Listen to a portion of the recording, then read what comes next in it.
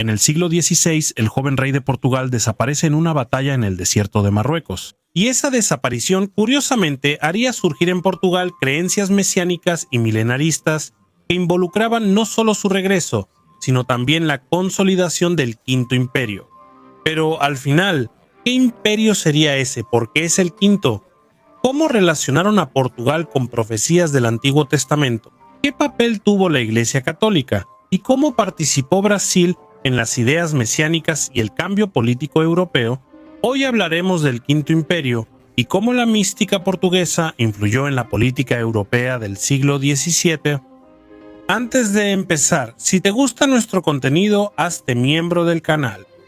Tendrás acceso a nuestro grupo, contenidos exclusivos y clases en vivo. Para profundizar aún más en los bastidores de la historia, para entender el origen del Quinto Imperio, primero necesitamos entender el efervescente nacionalismo portugués que rondaba todo el reino. En el siglo XVI, Portugal era una de las mayores potencias mundiales junto a Castilla, dominando puertos y puestos comerciales globales. Los portugueses dominaban el Océano Índico con el sistema de cartaces, comerciaban en Japón y China y fundaban ciudades en Brasil mediante capitanías hereditarias. Sin embargo, pese a la prosperidad, el reino sufría gran aflicción. El rey Don Juan III y Catalina de Austria tuvieron 7 hijos, pero solo 2 alcanzaron la adultez. 5 murieron en la infancia: María Manuela de Portugal y Juan Manuel. El rey de Portugal confirma 2 matrimonios: Manuela con Felipe II, heredero de Castilla, y Juan Manuel con Juana de Austria, hermana de Felipe. Todo sería perfecto si no fuera porque Juan Manuel, poco después de casarse, enfermó y murió, dejando al reino de Portugal sin un heredero aparente. De este modo, sin un heredero para el reino, la corona portuguesa corría el riesgo de ser absorbida por la corona de Castilla. O peor, podría causar una guerra civil y dividir el país tras la muerte de Don Juan III. Sin embargo, Juana pronto descubre que estaba embarazada. La muerte de Manuel fue repentina. Dejó un hijo en el vientre de su joven esposa, Juana. Portugal aspiraba a seguir siendo un reino independiente con un rey fuerte que lo gobernara en su apogeo. El niño en su vientre fue llamado el Deseado, esperado por todo el reino. Era el rey oculto en el vientre de Juana de Austria, un niño que se llamaría Sebastián, futuro rey de Portugal. Sebastián gobernó Portugal en una era de gran nacionalismo.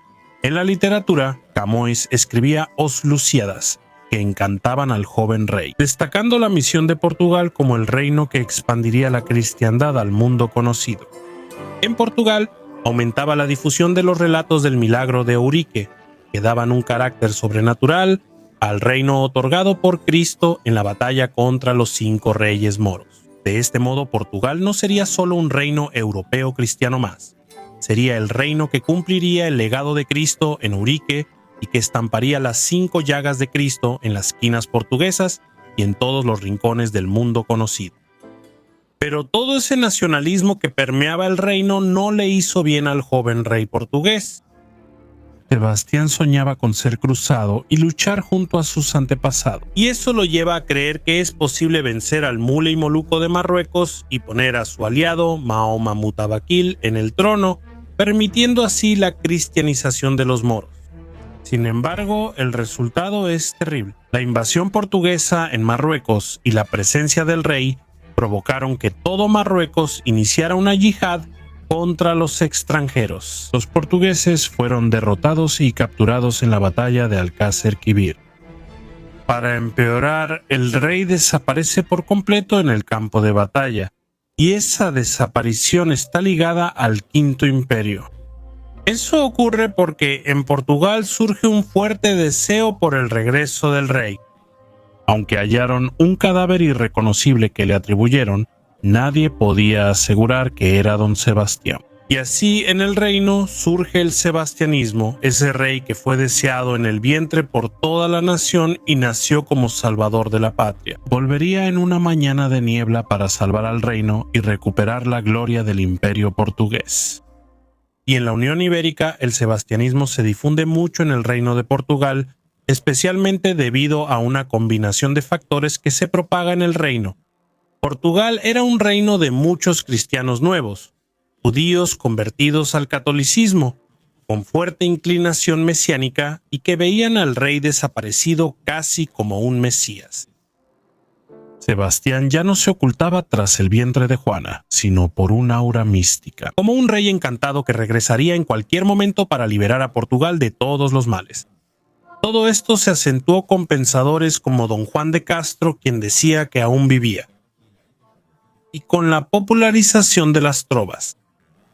Zapatero de Trancoso, analfabeto, hacía trovas proféticas sobre el Antiguo Testamento y la llegada del rey encubierto que salvaría el reino. Sus trovas y sueños eran irresistibles. Portugal debería reinar en el mundo por medio del encubierto. Todo tenía más sentido, ya que sus trovas fueron compuestas mucho antes de que naciera don Sebastián. Esas trovas fueron perseguidas por la Inquisición, y muchas de sus copias, que eran populares entre los cristianos nuevos, fueron quemadas, por orden de la Inquisición y los reyes españoles que gobernaban Portugal. Pero las cosas cambian en el reino de Portugal con la restauración de la corona bajo la dinastía de Braganza. Tras más de 60 años de la desaparición de don Sebastián, ya no tenía sentido esperar el regreso del rey. Portugal necesitaba justificar su independencia más allá de ser un imperio atacado por Castilla o pagar altos impuestos. Requería principalmente una justificación moral. Esto porque Castilla participaba en las principales guerras europeas contra potencias protestantes, defendiendo al papado y la Iglesia Católica en la Guerra de los 30 años. Por eso, la independencia de Portugal no solo era por impuestos o dinero. Y es entonces que desde Brasil, más específicamente en Salvador, surge una de las voces más importantes de la monarquía restaurada portuguesa, la del padre Antonio Vieira. Nació en Lisboa, creció en Brasil y estudió teología y filosofía en el Colegio Jesuita de Salvador. Vieira sostiene que el imperio portugués cumple un papel escatológico clave en la historia mundial.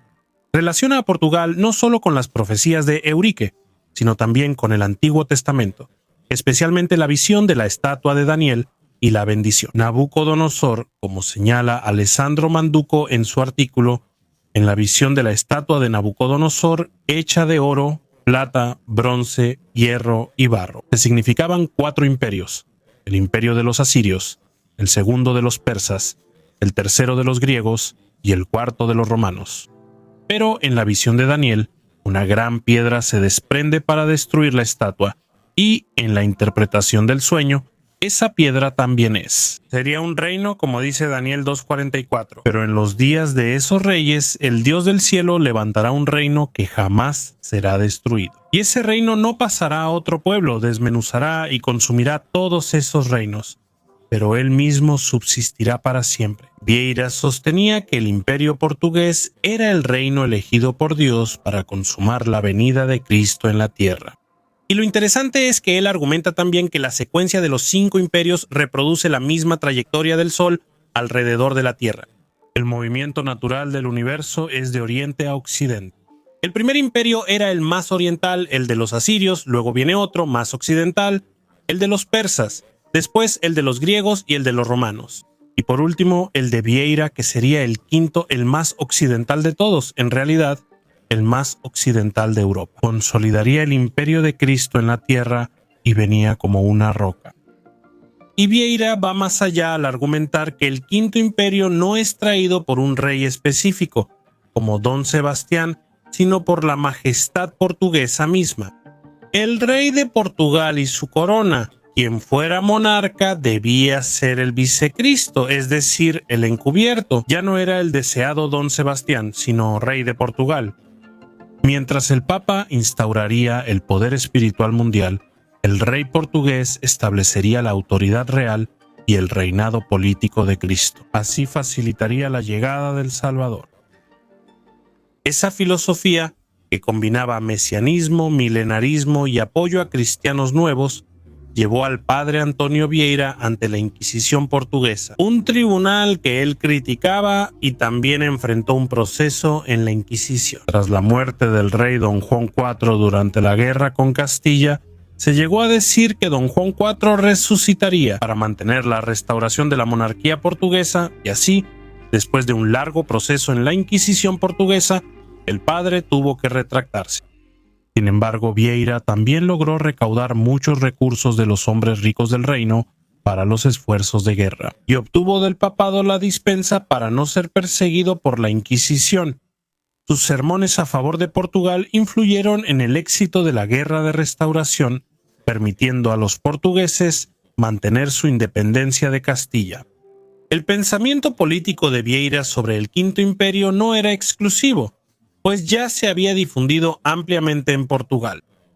Como señala Juan Francisco Márquez, el fray Cristóvão de Lisboa también predicaba el Quinto Imperio, y también predicaba la visión de que Portugal sería la piedra que destruiría la imagen, e incluso coloca a Castilla como los pies de la imagen destruida, y en el otro lado del mundo sería el napolitano Antonio Ardison Spínola, que actuaba en Goa portuguesa como misionero, quien difundiría la idea del Quinto Imperio portugués, aunque la actuación de Vieira y sus sermones, así como la idea del Quinto Imperio, fueron importantes. Todo eso resulta extremadamente incoherente con la realidad política de aquellos tiempos.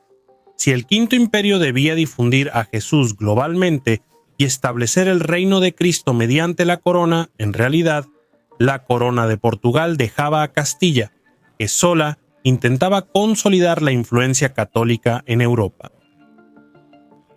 Tras la muerte del padre, la corona portuguesa expulsó a los jesuitas tan apreciados por Antonio Vieira. Esto muestra el contraste irónico y sombrío entre los sueños y la realidad, entre el mesianismo utópico y la política. Justamente por eso, el Quinto Imperio es referido por algunos autores como el Imperio de los Sueños, un imperio de quien, como Bandarra, sueña despierto y justifica la historia y existencia del imperio portugués en la providencia de ese sueño, pero al mismo tiempo ese ensueño mesiánico desarrollado en las tierras brasileñas y portuguesas y difundido por todo el imperio portugués. Demuestra que la historia de Portugal va más allá de un simple colonialismo de explotación, como sostienen algunos historiadores.